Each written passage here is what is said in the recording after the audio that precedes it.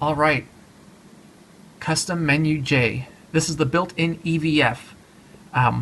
If you have a camera that does not have a built-in EVF, then most of this will not apply to you. But should it? Let's dive in here. Built-in style. And this shows you what it looks like. Style 1 and 2 are the same except for the blue strip on the bottom. I used to use Style 1. I like Style 2 personally. Style 3 is great. You get a huge view, but it's also a replica view of the back of the camera live view. And I don't necessarily like all the information overlaid right on the image. This reminds me more of a conventional view, and I much prefer it.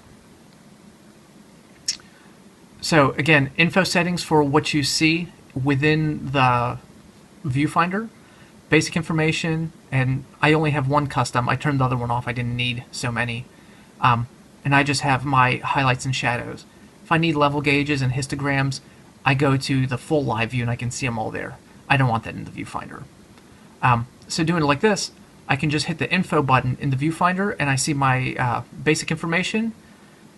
I see my highlight and shadow as a second press, and then I see just the image as a third press, and it just rotates around like that. Displayed grid, again, I keep this off. I don't want to see a grid in the viewfinder.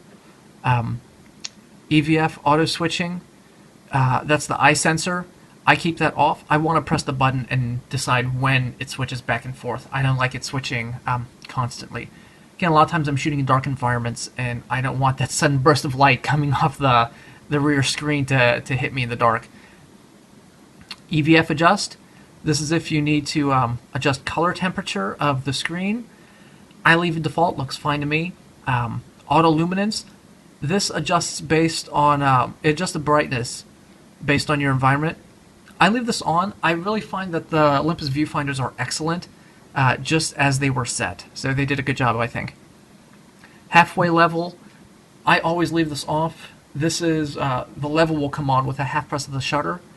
I keep that off. That becomes really annoying. If I want the level, I'll go into, I'll change my view to see a level. Simulated viewfinder. I keep this off by default. I actually program it to a custom button, and I can toggle it that way. That's my preference.